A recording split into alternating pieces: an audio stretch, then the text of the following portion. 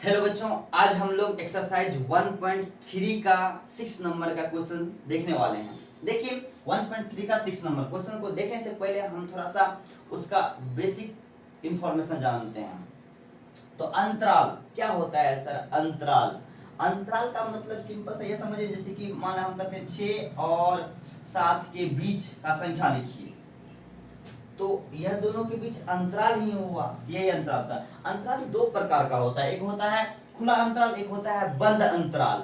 और खुला अंतराल को हम लोग छोटी ब्रैकेट से इंडिकेट करेंगे तथा बंद अंतराल को हम लोग बड़ी ब्रैकेट से सूचित करेंगे। सर यह छोटा खुला अंतराल का मतलब क्या हुआ? खुला अंतराल का मतलब यह हुआ कि उसमें सिर्फ ग्रेटर देन और लेस देन का सिंबल होगा, लेकिन बंद अंतराल का मतलब हुआ उसमें greater than, equal, less than equal का सिंबल रहेगा, तो उसी को हम लोग बंद अंतराल बोलेंगे।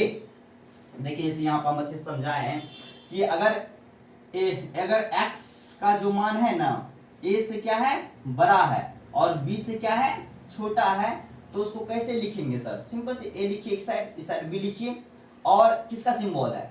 सिर्फ जो है ना ग्रेटर का सिंबल है। और बताए थे खुला अंतराल में मतलब इसमें ग्रेटर रहे या फिर लेस रहे, कौन सा ब्रैकेट देते हैं? छोटी ब्रैकेट। तो इस साइड भी छोटी ब्रैकेट दिए और इस साइड भी छोटी ब्रैकेट दिए। इधर क्यों छोटी ब्रैकेट दिए? क्योंकि यहाँ पे भी सिर्फ लेस का सिंबल है।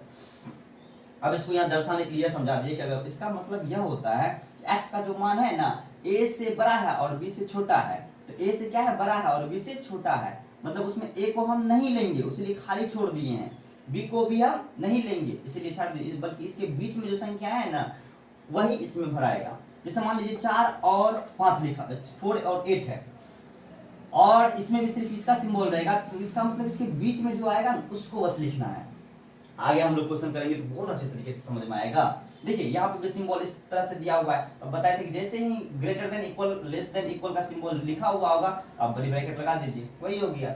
इसका मतलब यह होता है कि आप a को भी लीजिए और b को भी लीजिए, मतलब a और b साथ में लेके चलिए। सेमी मतलब क्या होता है? सेमी का मतलब यह बात हुआ है कि किसी में ग्रेटर का और इक्वल, किसी में सिर्फ लेस देन का सिंबल दिया हुआ है। तो कैसे करेंगे सर?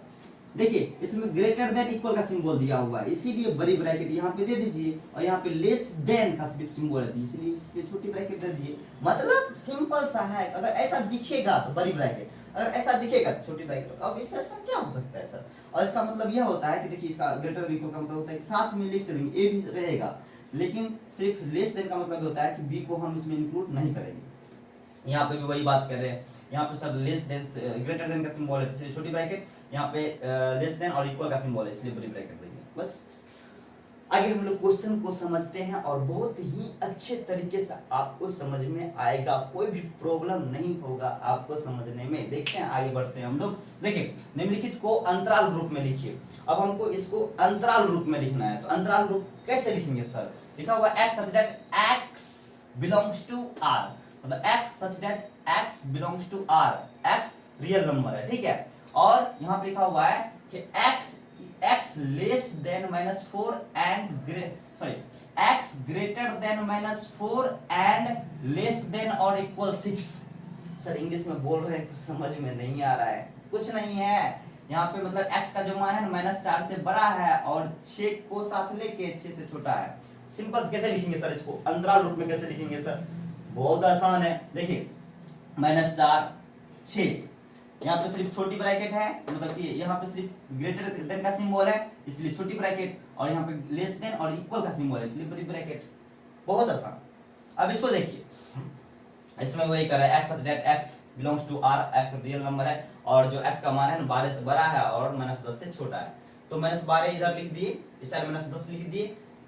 क्या लिखा हुआ? ग्रेटर देन का सिंबल लिखा हुआ इसलिए छोटी ब्रैकेट, लेस देन का सिंबल दिया है इसलिए छोटी ब्रैकेट लिख देंगे। और तीसरा नंबर का सवाल देखिए, तीसरा नंबर में भी वही बोल रहा है, तो यहाँ पे 0 लिख दिए, यहाँ पे 7 लिख दिए, ठीक है। अब यहाँ पे ग्रेटर देन और इक्वल का सिंबल है, तो किसका सिंबल देंगे सर? तो बड़ी ब्रैकेट का सिंबल दीजिए ना, क्योंकि यहाँ पे ग्रेटर देन और इक्वल का सिंबल है उसीलिए। और यहाँ पे किसका सिंबल दीजिएगा? छोटी ब्रैकेट का सिंबल दीजिएगा, क्यों? क्योंकि सिर्फ लेस देन का सिंबल है। यहाँ पे भी समझ सकते हैं आप, यहाँ पे हम 3 लिख दिए इस साइड और इस साइड 4 लिख दिए, ठीक है। अब यहाँ पे ग्रेटर देन इक्वल का सिंबल है, इसका सिंबल दीजिए, इसका सिंबल है, इसका सिंबल दीजिए, बस ये हो गया। तो आई थिंक आप लोगों को बहुत अच्छे तरीके से समझ में आ रहा होगा। नहीं आ रहा है तो आएगा, कुछ नहीं है। बहुत ही आसान चैप्टर है, आप लोग हमारे साथ बने रहिए और मैथ की धज्जियों उड़ाते रहिए। मैथ में कोई प्रॉब्लम नहीं होगा, यह हम आपको विश्वास दिलाते हैं। तो चलते हैं आगे बढ़ते हैं और 7 नंबर का क्वेश्चन समझते हैं। हाँ, तो अब हम लोग 7 नंबर का क्वेश्चन को समझते हैं। देखिए 7 नंबर के क्वेश्चन में क्या है, कहता है निम्नलिखित अंतराल को समुच्चय निर्माण रूप में लिखिए। मतलब क्या कि जो 6 नंबर का हम लोग क्वेश्चन पढ़े हैं ना, उसी का अपोजिट बोल रहा है हमको लिखने के लिए। उसमें हमको अंतराल रूप में बोला था लिखने के लिए, और इसमें हमको बोल रहा है समुच्चय निर्माण रूप में लिखिए। तो यह भी बहुत आसान है, देखिए हम लोग समझते हैं। सबसे पहला लिखा हुआ है कि -3 छोटी ब्रैकेट 0 ऐसे दिया हुआ है। तो सबसे पहले आप क्या लिखिएगा, तो सबसे पहले हम लोग लिखते हैं क्या कि छोटी ब्रैकेट मझली ब्रैकेट दिए x such that x belongs to r, x belongs to real number r। ठीक है, यहां तक में कोई दिक्कत नहीं होनी चाहिए। देखिए आगे क्या होता है, आगे -3 है, आप -3 दीजिए, यहाँ पे 0 है, आप 0 दे दीजिए। अब सिंपल सी बात है कि अब छोटी ब्रैकेट का सिंबल है, और छोटी ब्रैकेट का सिंबल में हम लोग कौन सा डिनोट करते हैं, उसको हम लोग ऐसे डिनोट करते हैं, मतलब कि ग्रेटर देन का सिंबल देंगे, और यहाँ पे पीछे में भी आपका छोटी ब्रैकेट ही है, इसीलिए यहाँ पे लेस देन का सिंबल देंगे। इसका मतलब यह हुआ कि x इज ग्रेटर देन -3 और लेस देन 0। x का मान -3 से बड़ा है और 0 से छोटा है। आगे जैसे बढ़ेंगे तो और अच्छे से आपको समझ में आएगा। देखिए यहाँ पे लिखा हुआ है ऐसे, मतलब बड़ी ब्रैकेट है 6, फिर बड़ी ब्रैकेट 12 लिखा हुआ है। तो इसको पहले हम लोग ब्रैकेट में लिखेंगे, और x such that x belongs to r। ठीक है, यहाँ तक में कोई दिक्कत नहीं।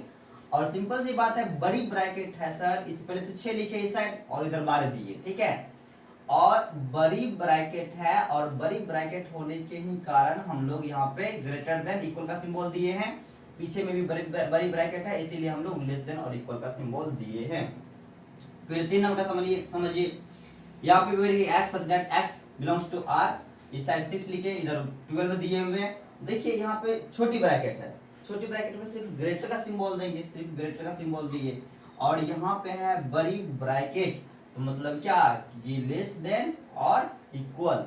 तो सिंपल सा मतलब आप समझ रहे हैं, जब छोटी ब्रैकेट होता है ना तो सिर्फ एक सिंबल आता है, ऐसा वाला सिंबल आएगा, समझिए। लेकिन जब भी बड़ी ब्रैकेट जहां पे रहेगा वहां पे हम लोग ऐसा सिंबल देते हैं, तो वहां पे हम लोग देते हैं symbol less than equal, greater than equal, इस टाइप का हम लोग सिंबल वहां पे देते हैं। आप लोगों को समझ में आ रहा है। देखिए आगे हम लोग बढ़ते हैं, तो वहां पे आता है सार्वत्रिक समुच्चय। अब सर यह सार्वत्रिक समुच्चय क्या होता है, तो सार्वत्रिक समुच्चय का मतलब होता है कि वैसा समुच्चय जिसमें स्वयं सहित सभी वस्तुएं समाहित हो। मतलब अब वैसा समुच्चय के बारे में बोल रहा है कि जिसमें सभी इंक्लूड हो जाए, वैसा समुच्चय जिसमें सभी शामिल हो जाए, उसी को हम लोग क्या बोलते हैं, सार्वत्रिक समुच्चय, यूनिवर्सल सेट्स इसको बोला जाता है इंग्लिश में। देखिए आप लोगों का 8 नंबर का जो क्वेश्चन था, तो 8 नंबर का आपका जो क्वेश्चन है यह है कि समकोण त्रिभुजों का समुच्चय। अब बताइए आप लोग कि जो समकोण त्रिभुजों का जो समुच्चय है वह किसमें समाहित हो सकता है। कौन सा ऐसा सेट आप बनाइए, कोई एक ऐसा सेट बनाइए जिसमें कि समकोण त्रिभुज का समुच्चय उसके अंदर जा सके। तो सिंपल सी बात हम बोल सकते हैं कि सभी त्रिभुजों का समुच्चय, क्या, और इसको U से डिनोट करते हैं, याद रखिएगा नोट, इसे U से सूचित करते हैं, यूनिवर्सल सेट्स। ठीक है, अब बोल रहा है समकोण त्रिभुजों का समुच्चय, और दूसरा नंबर का क्वेश्चन में है समद्विबाहु त्रिभुजों का समुच्चय। अब समकोण त्रिभुज रहे या फिर समद्विबाहु त्रिभुज रहे, लेकिन सब तो है तो त्रिभुज ही सर। जब है वह त्रिभुज ही, तो हम लोग जो सेट बनाएंगे वह सेट कैसा रहेगा, कोई ऐसा सेट बनाया है कि सभी त्रिभुजों का समुच्चय, और सभी त्रिभुजों के समुच्चय में यह दोनों भी आ जाएंगे। इस प्रकार से आपको कोई परेशानी नहीं हुई होगी। तो चलते हैं, बढ़ते हैं आगे की ओर। देखिए 9 नंबर का जो सवाल है, 9 नंबर का सवाल है कि उसमें दिया गया है सेट ए का वैल्यू दिया हुआ है 1 3 4, बी का वैल्यू दिया हुआ है 2 4 6 और सी का वैल्यू दिया हुआ है 0 2 4 6 8। अब इसमें बोल रहा है कि इस तीनों सेट का सार्वत्रिक समुच्चय क्या होगा। तो इस तीनों सेट का सार्वत्रिक समुच्चय का मतलब वैसा सेट हमको ढूंढना है जिसमें कि यह तीनों का तीनों सेट शामिल हो सके, समा सके। सार्वत्रिक समुच्चय का मतलब होता है कि बड़ा सेट जिसमें कि सब आ जाए। तो जब हम लोग एग्जाम्पल आपके बुक में दिया हुआ है तो उस एग्जाम्पल के तीसरे नंबर का जो एग्जाम्पल है उसमें लिखा हुआ है 0 1 2 3 4 5 6 7 8 9 10। और आप अच्छे से बता सकते हैं क्या कि यह जो है ना, यह इसका क्या है, इस तीनों का सार्वत्रिक समुच्चय है, क्योंकि यह तीनों इसमें इंक्लूड है। देखिए 1 भी इंक्लूड है, 3 उसमें है, 5 भी है, 2 भी है, 4 भी है, 6 भी है, 0 भी है, 2 भी है, 4 भी है, 6 भी है, 8 भी है। यह तीनों यूनिवर्सल सेट्स मतलब सार्वत्रिक समुच्चय में उपस्थित है। तो इस प्रकार से हमारा 1.3 आज समाप्त हो गया है। उम्मीद करता हूँ कि आप लोगों को बहुत ही अच्छे तरीके से यह समझ में आया होगा।